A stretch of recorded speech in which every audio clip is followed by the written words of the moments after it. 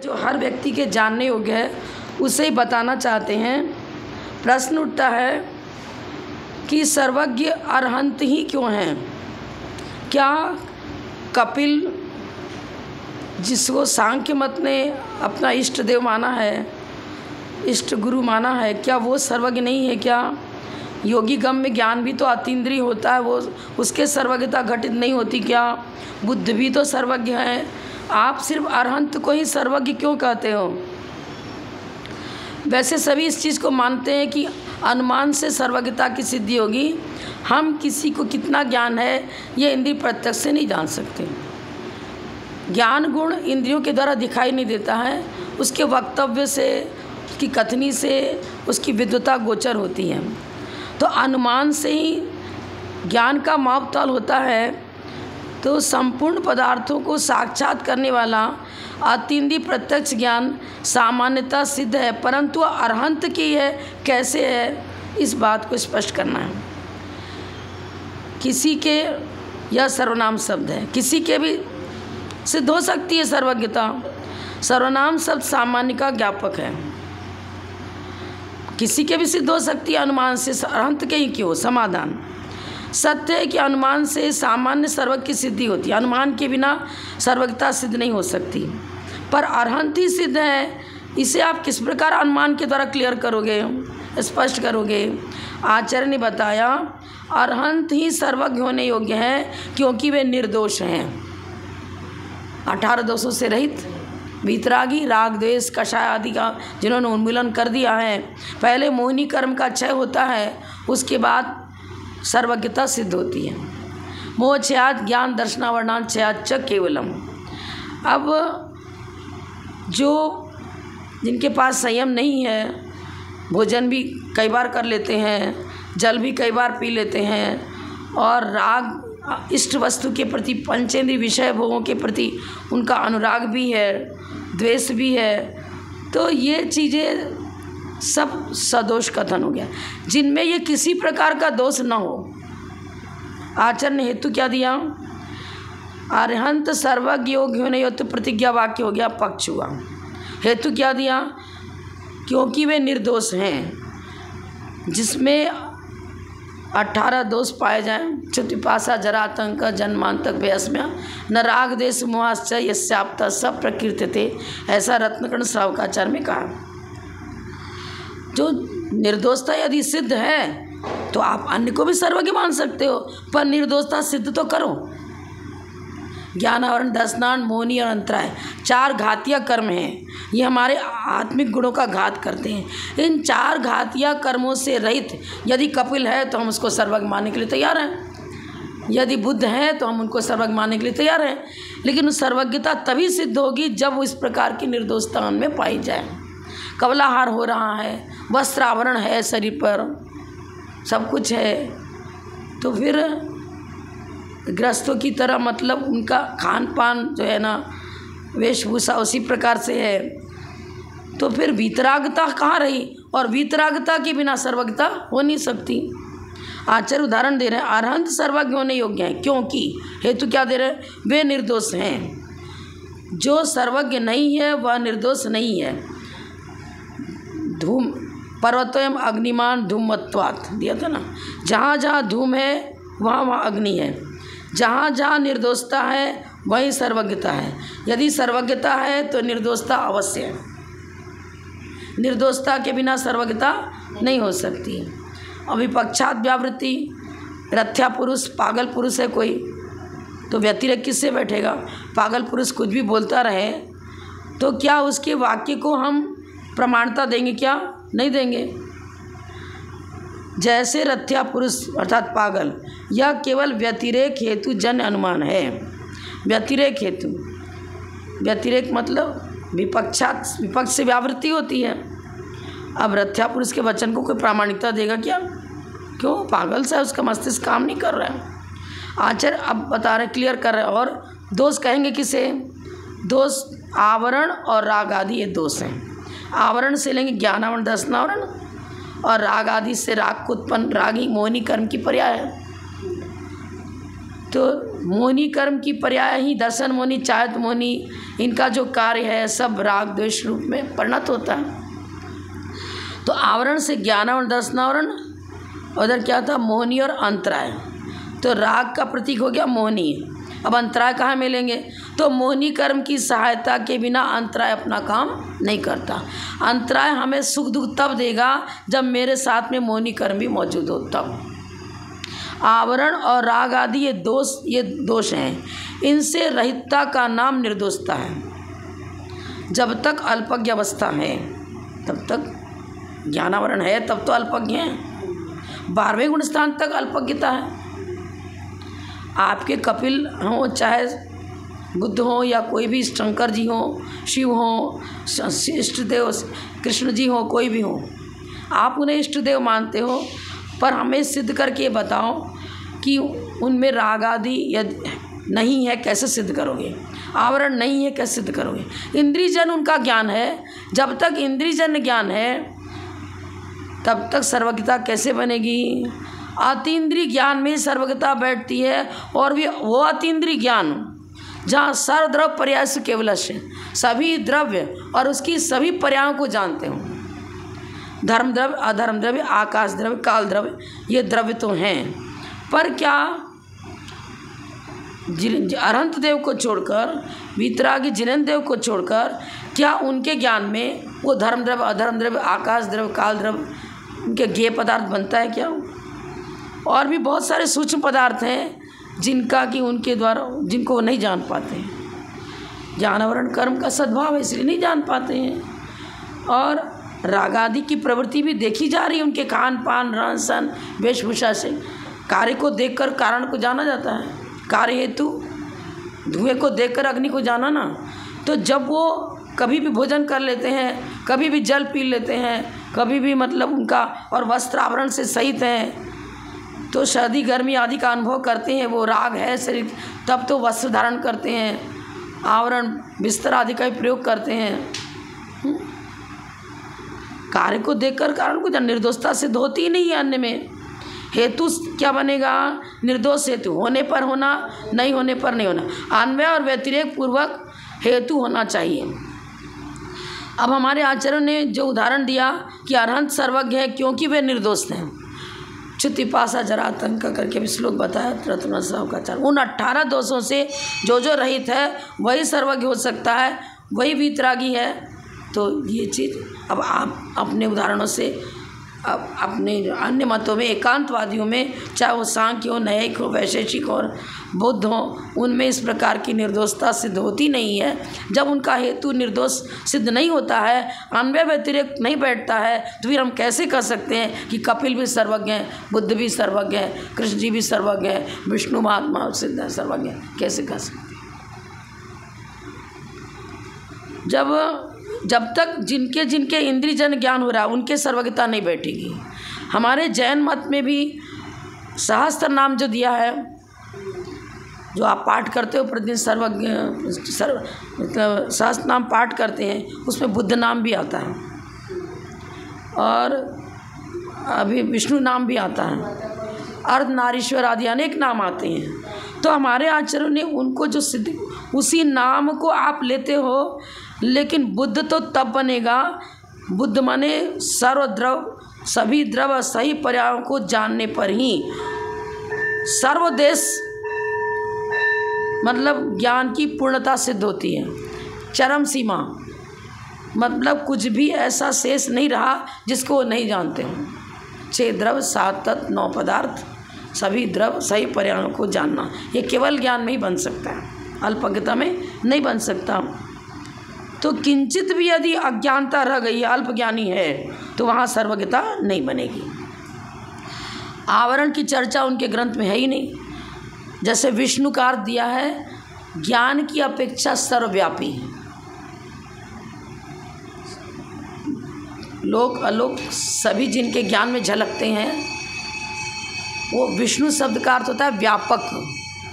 तो आत्म प्रदेश तो पूरे में व्यापक तो मात्र समुद्घात के समय होते हैं, अन्य समय में तो शरीर प्रमाण ही है। आत्मा अरहंत देव की परमाधार शरीर प्रमाण ही है।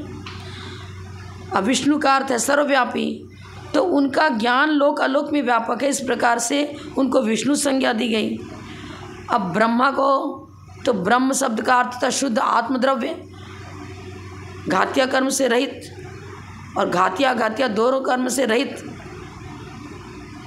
ब्रह्म निज आत्म स्वरूप में जो रमण करते हैं उनको हम ब्रह्मदेव कहेंगे। समो शरण में जब परम आधारित शरीर उनका, मतलब समो शरण परम आधारित शरीर तो केवल ज्ञान होते ही हो गया। अब समो शरण में चारों तरफ मुख दिखते हैं, वो परम आधारित शरीर का प्रभाव है। स्फटिक मणि ऐसी होती है मूर्ति में, मुख तो एक तरफ है लेकिन दिखती चारों तरफ है। अब उन्होंने कह दिया ब्रह्मा जी चतुर्मुखी होते हैं, वो समो शरण के प्रकरण को लेकर के ही चतुर्मुखीपना घटित हो सकता है, अन्य किसी प्रकार से घटित हो ही नहीं सकता।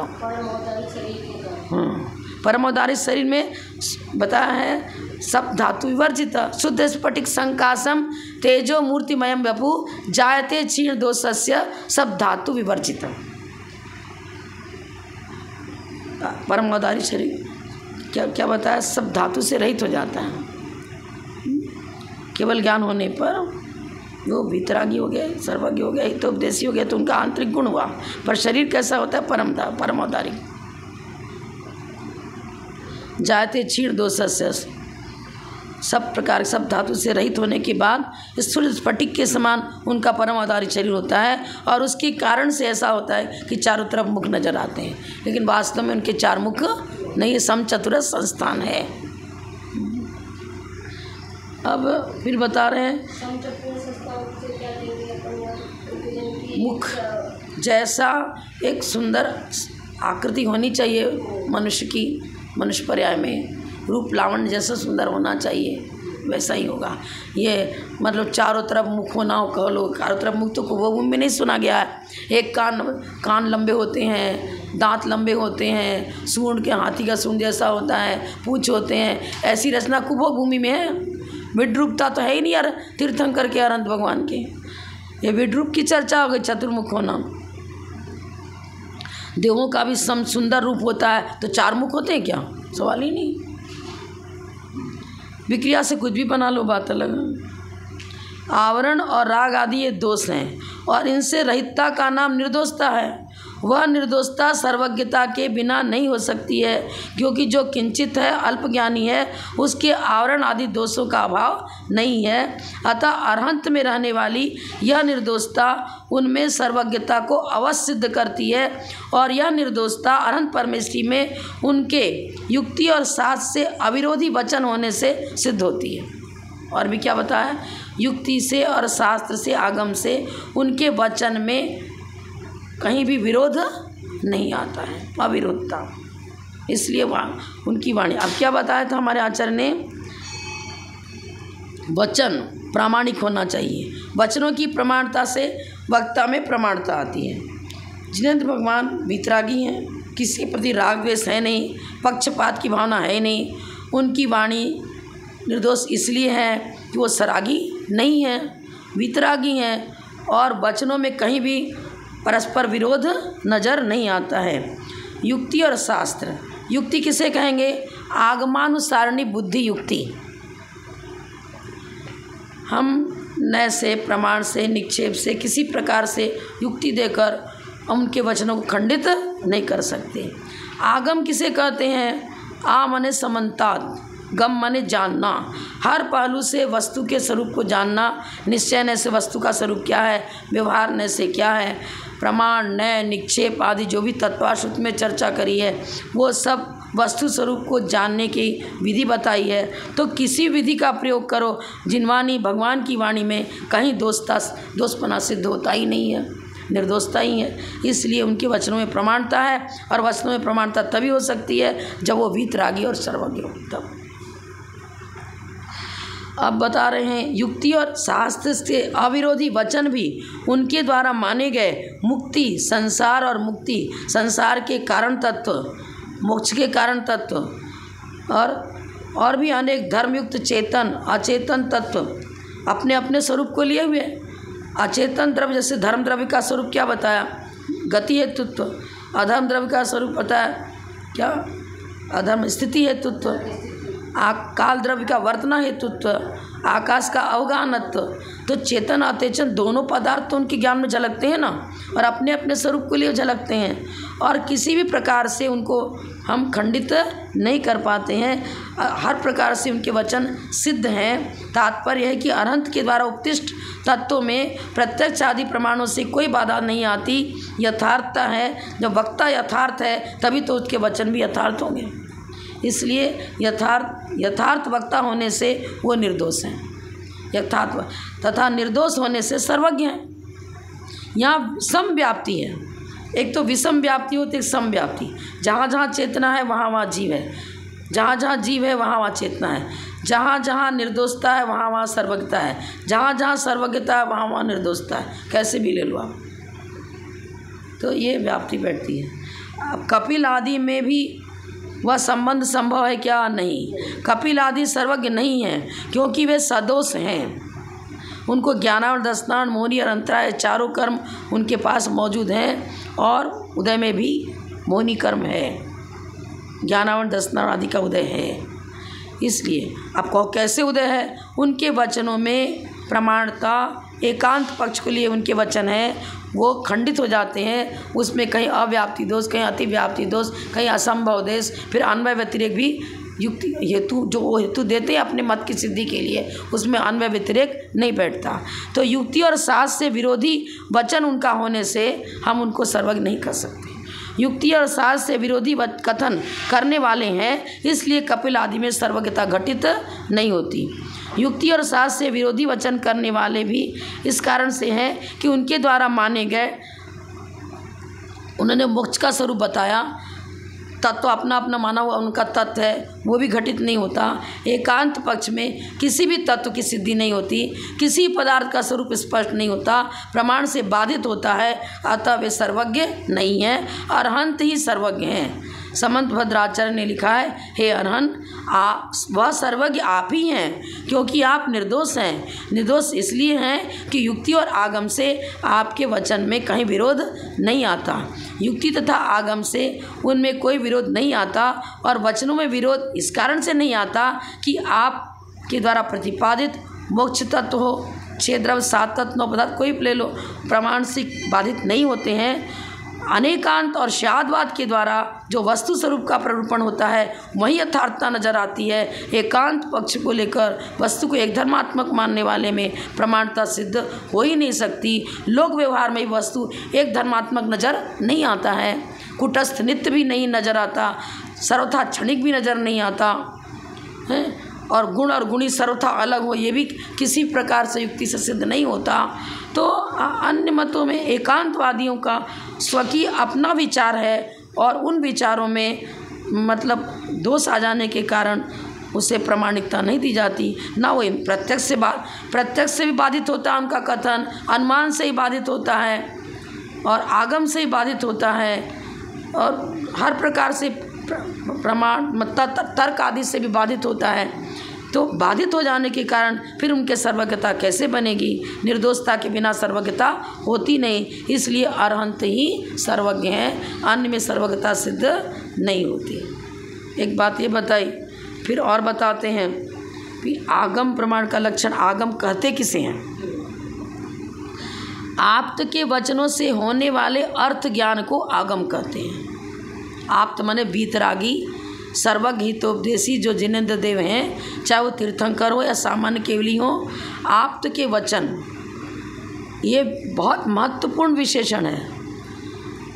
मात्र अर्थ ज्ञान, आ माने समन्तात, गम माने जानना, पदार्थ को हर पहलू से जानना, इसको आगम कहते हैं।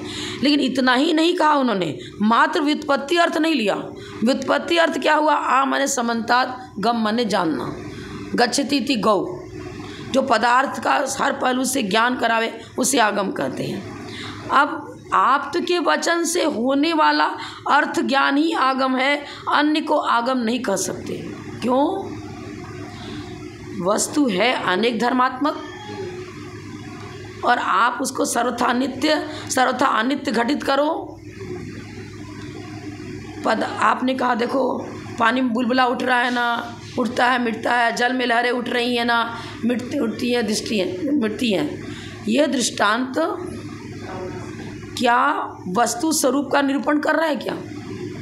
वो जल की पर्यायों का निरूपण कर रहा है कि जब जल में वेग उठता है, हवा का वेग या कुछ उठा तो कल्लोलें उठने लगती हैं। उसकी पर्यायों की चर्चा है, वस्तु के स्वरूप की चर्चा नहीं। आप स्वरूपतः वस्तु को नित्य अथवा अनित्य ठहरा रहे हो। पर्याय की अपेक्षा हम भी वस्तु को अनित्य ठहराते हैं पर्यार्थिक नय से। पर्यार्थिक नय का अवतार कहाँ से? ऋजु सूत्र नय से, वहाँ से पर्यार्थिक नय की चर्चा चालू हो गई। अब क्रियाओं को लेकर के, अन्य को दृष्टांत आदि दे करके, वो दृष्टांत तो वस्तु के किसी एक धर्म की, एक पर्यायों की चर्चा करता है। कोई भी दृष्टांत देंगे तो एक दृष्टांत तो एक दृष्टांत है। दृष्टांत दृष्टांत होता है, दृष्टांत दार्ष्टान्त नहीं होता। दार्ष्टान्त वस्तु के अनेक स्वरूप के लिए प्रमाण का विषयभूत जो पदार्थ है वो दार्ष्टान्त हुआ। अब उसके किसी एक धर्म को लेकर हम चर्चा करते हैं और उसको सिद्ध करने के लिए उदाहरण देते हैं, वो दृष्टांत हो गया।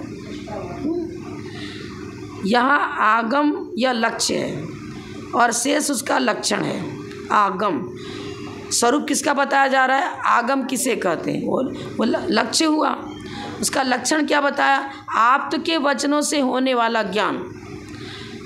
अब अर्थ ज्ञान को आगम कहते हैं। यदि इतना ही आगम का लक्षण कहा जाए तो प्रत्यक्ष आदि में अतिव्याप्ति दोष आता है, क्योंकि प्रत्यक्ष आदि भी अर्थ ज्ञान है। वचनों से होने वाला यह पद क्यों दिया?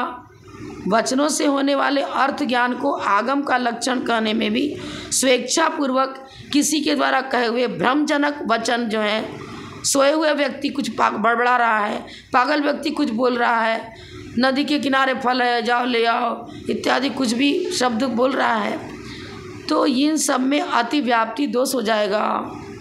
वचन तो कैसा भी हो सकता है, मिथ्या वचन भी होता है, सम्यक वचन भी होता है। उसका चित्त विक्षेप चल रहा है, कुछ भी बोल सकता है, क्रोध के आवेश में, लोभ के आवेश में, मायाचारी पूर्वक वचन जो वचन है सभी सबको प्रामाणिकता नहीं दी जाती है। प्रत्यक्ष से, अनुमान से, मतलब नय से, निश्चय नय, व्यवहार नय, उपचरित नय, अनुपचरित नय आदि के द्वारा जैसी जैसी विवक्षा मतलब निर्दोष सिद्ध होवे, विवक्षाओं में निर्दोषता होनी चाहिए। यदि वो निर्दोषता नहीं है तो हम कैसे कहेंगे वचन से होने वाले अर्थ ज्ञान को आगम कहते हैं? अरे वचन तो कई प्रकार का हो सकता है। वचन तो मिथ्या वचन भी होता है और समीचीन वचन भी होता है, और वचन तो एक साथ सभी धर्मों का निरूपण वचन से हो ही नहीं सकता। पहली बात तो हो ही नहीं सकता। जब ही तो सप्तभंगी न्याय के द्वारा जिनेंद्र भगवान के द्वारा बताए हुए स्वरूप का निरूपण किया गया। जिनेंद्र भगवान ने जो वस्तु के स्वरूप का निरूपण किया, उसको निरूपण करने की पद्धति क्या बनाई? सप्तभंगी न्याय। प्रमाण, नय, निक्षेप, निर्देश, स्वामित्व, साधनाधिकरण, स्थिति, वेदांत, सत्संख्या, चेत, स्पर्शन, कालांतर, भावाल, बहुत ये सब अनुयोग द्वार हैं। आगम हर पहलू से वस्तु को जानना पड़ेगा। एक ही अवक्तव्य क्यों बताया? हम सभी धर्मों का एक साथ निरूपण नहीं कर सकते, लेकिन उसमें वो धर्म मौजूद हैं इत्यादि चर्चा सब भंगी न्याय के द्वारा की गई है। तो ज्ञान में अब एक धर्मात्मक वस्तु को मान लेंगे और वचन मात्र को प्रामाणिकता देंगे, तो पागल व्यक्ति कुछ भी बोल रहा है तो क्या वो प्रामाणिकता हो गया? क्या उसके सर्वज्ञता सिद्ध हो गई? क्या हो ही नहीं सकती। आप्त के वचन से होने वाले ज्ञान को आगम का लक्षण कहने में भी आप्त के वचनों को सुनकर जो श्रावण प्रत्यक्ष होता है उसमें लक्षण अतिव्याप्ति है। श्रावण प्रत्यक्ष की चर्चा नहीं कर रहे हम। सुनने वाला तो कान से सुन रहा है, कान से सुना, लेकिन उसकी धारणा शक्ति कितनी है और उसका चिंतन स्वकीय कैसा है? सुना कुछ, बोला कुछ, समझा कुछ, ये भी तो संभव है। छद्मस्त अवस्था में जब तक 2 पॉइंट बताए उन्होंने। एक तो ये बताया क्या, आवरण रहित, फिर राग रहित, मतलब समझ लो घात्य कर्म रहित। अब तीर्थंकर दीक्षा लेकर के भी योग्यता तो है प्रवचन करने की। ज्ञान बहुत 3 ज्ञान के धारे जन्म से होते हैं, तत्व ज्ञान भी है, लेकिन प्रवचन नहीं करते, उपदेश नहीं करते, क्योंकि कभी भूल चूक कुछ हो जाए तो उसको फिर त्रैकालिक प्रमाणता प्राप्त हो जाएगी। तो केवल ज्ञान होने के बाद ही उनकी दिव्यधनी कीर्ति है। श्रावण प्रत्यक्ष भी तो इंद्रिय प्रत्यक्ष है। इंद्रिय प्रत्यक्ष में जो सर्वज्ञ होते हैं वो इंद्रियों की सहायता से सुनना, देखना, जानना आदि करते ही नहीं है। श्रावण प्रत्यक्ष को हम सामव्यवहारिक प्रत्यक्ष मिलेंगे, वो केवली की तरह सकल प्रत्यक्ष वहाँ पर नहीं है। बताया था ना, आद्य परोक्षम, मति ज्ञान, श्रुति ज्ञान, ये परोक्ष ज्ञान है। श्रावण प्रत्यक्ष तुम सामव्यवहारिक प्रत्यक्ष उसको कह सकते हो, वो केवली की तरह वहाँ सकल प्रत्यक्ष और इंद्रिय प्रत्यक्ष दोनों बहुत अंतर है। हाँ, अर्थ यह पद दिया है, अर्थ पद रूढ़ है, प्रयोजनार्थ। अर्थ ही अर्थ माने अर्थ का कई अर्थ होता है, किस प्रयोजन से आप आए हो, वहाँ भी अर्थ शब्द का प्रयोजन हो गया। अर्थ का अर्थ धन भी होता है, अर्थार्जन है, बहुत सारा अर्थ दिया है। आप श्लोक वार्तिक, तत्वार्थ, राजवार्तिक में देख लेना। अर्थ ही तात्पर्य ही वचनों में है। अब किस प्रयोजन से आप अर्थ शब्द का प्रयोग कर रहे हो। आप बिजनेस करने जा रहे हो, वहाँ धन की चर्चा कर रहे हो, या कोई व्यक्ति आपके यहाँ आया है अतिथि, उसके लिए आप पूछ रहे हो किमर्थम, किस लिए आए हो, तो वो अलग अलग चर्चा होगी ना। तो यहाँ पर तो तात्पर्य क्या, आप तो के वचनों से होने वाला वस्तु स्वरूप का निरूपण, वस्तु के अंदर कितने प्रकार के धर्म मौजूद हैं, उसका स्वरूप कैसा है, उत्पाद व द्रव्युक्तम सत गुण परे वध द्रव्यम, ये चर्चा आएगी और उसको इनलार्ज करते जाओ, बहुत लंबी चर्चा हो जाएगी। लेकिन अब सामान्य से आपने अर्थ ले लिया, अब अर्थ का मीनिंग क्या लेना। ज्ञान को आगम में अर्थ का, कौन से ज्ञान को, सम्यक ज्ञान को, वो भी केवल ज्ञान के द्वारा, मतलब केवली के द्वारा प्ररूपित जो जिन वचन, वो आगम होगा। वीतरागी, सर्वज्ञ और हितोपदेशी, ये आपका लक्षण बताया ना। तो वीतरागी और सर्वज्ञ है, उसके द्वारा प्रतिपादित वचन, जिन वचन ही आगम बनेगा, अन्य का वचन आगम नहीं बन सकता। जैसे क्या बताया, मोक्ष मार्ग से सम्यक दर्शन, ज्ञान, चारित्राणि मोक्ष मार्ग, इन तीनों की एकता ही मोक्ष मार्ग है इत्यादि वाक्यार्थ ज्ञान। यहाँ पर इसी को लेना चाहिए, इस प्रकार के प्रकरण को लेना चाहिए। यत्र तत्र किसी भी पुस्तक को लेख के बैठ गए और वहाँ किसी के द्वारा कुछ लिख दिया गया, यदि वो जिन वचन के अनुकूल है उससे टैली खा रहा है, मतलब उसी प्रकार का कथन है, तो श्रावक का वचन भी प्रामाणिकता को लिए हुए है, आचार्य उपाध्याय साधु का वचन प्रामाणिकता के लिए, अन्य मत वाले भी, कोई भी हो व्यक्ति, कोई भी हो, यदि वीतराग भगवान की वाणी के अनुसार उसका आंसर है। कैसा है कि जैसे मान लो 10 धर्म आता है, 10 लक्षण पर्व, तो अनेक विद्वानों को बुलाया जाता है और शायद बाद उनको टॉपिक दे दिया गया कि इस पर आपको बोलना है, सप्तभंगी न्याय टॉपिक दे दिया, इस पर आपको बोलना है, तो वो विद्वान भी बोलते हैं, पर जिन वचन का ही तो निरूपण कर रहे हैं, स्वकीय अपने मंतव्य, किसी के मंतव्य का निरूपण नहीं कर रहे हैं। हम तो ट्रांसलेटर हैं, यदि ट्रांसलेटर सही ट्रांसलेट कर रहा है तो वो जिन वचन ही हुआ, उसको प्रामाणिकता दी जाएगी। ये बात है। समय हो चुका है। जय बोलो परम पूज्य प्रथम गणनीय हरिका रत्न श्री 105 विजयमती माता जी की जय। जय।